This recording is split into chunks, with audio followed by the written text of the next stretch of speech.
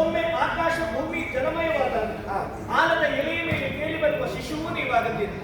ಇನ್ನೊಮ್ಮೆ ಆಕಾಶವನ್ನು ಭೂಮಿಯನ್ನು ವಿಸ್ತರಿಸುವಂತ ವಿರಾಟ ರೂಪರಾಗಿ ವಿಶ್ವರೂಪರಾಗಿ ಕಂಗೊಳಿಸುವವರು ನೀವು.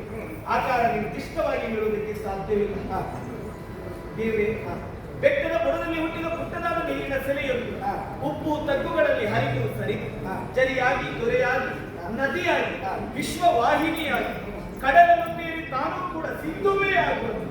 ಸಿಂಧು ಸದೃಶರಾಗುತ್ತ ನಿಮ್ಮನ್ನು ಸೇರುವ ಬಿಂದು ನಾನು ಸಿಂಧುವಾಗಿರ್ತೀನಿ. ನನ್ನ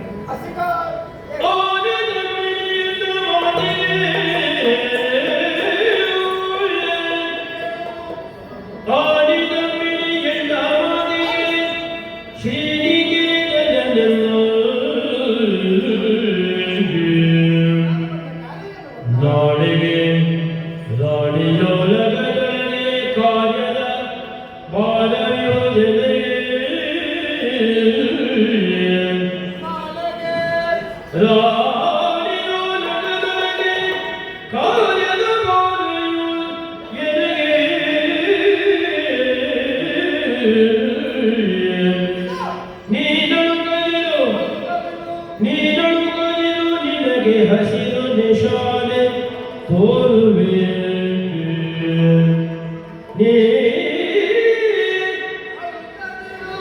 ನಿನಗೆ ಹಸಿರು ನಿಶಾನೆ ತೋರುವೆ ನಾಡಿ ಪರಿವೆ ನಿಧಾನಿಸುವೆ ನೆನ್ನದಿರು ನೀ ತೆರಳಿರುತ್ತ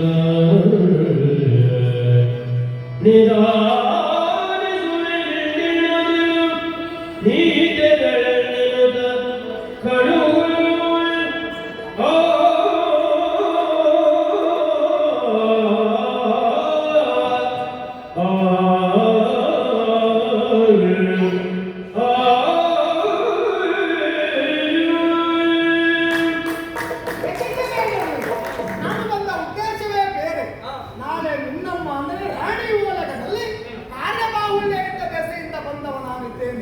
ಯಾಕೆ ಇಷ್ಟು ಪ್ರಶ್ನೆ ಮಾಡಿದೆ ಗೊತ್ತಾ? ಯಾಕೆ ನಾಟಕ ಮಾಡಿದೆ ಗೊತ್ತಾ?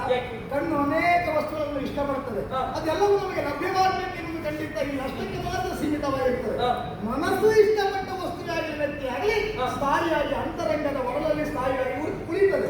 ನಿನ್ನ ಅಂತರಂಗದ ಪ್ರೀತಿಯಷ್ಟು ಗಟ್ಟಿಯಾಗಿದೆ ಎನ್ನುವ ಪ್ರಶ್ನೆ ಮಾಡಿಕೊಳ್ಳಬೇಕೆಂಬ ಉದ್ದೇಶಕ್ಕಾಗಿ ಈ ರೀತಿ ನಾಟಕ ಆಡಿದ್ದೇನೆ. ನಾನು ಬಂದ ಕಾರ್ಯವಾದ ಬಳಿಕ ನಿನ್ನ ಪವಿತ್ರವಾದ ಪ್ರೀತಿಗೆ ಹಸಿರು ನಿಶಾನೆ ನಾನು ತೋರಿಸ್ತೇನೆ. ನೀನು ಈಗ ಹೊರಗೆ ಆ ನಿರೀಕ್ಷೆಯಲ್ಲಿ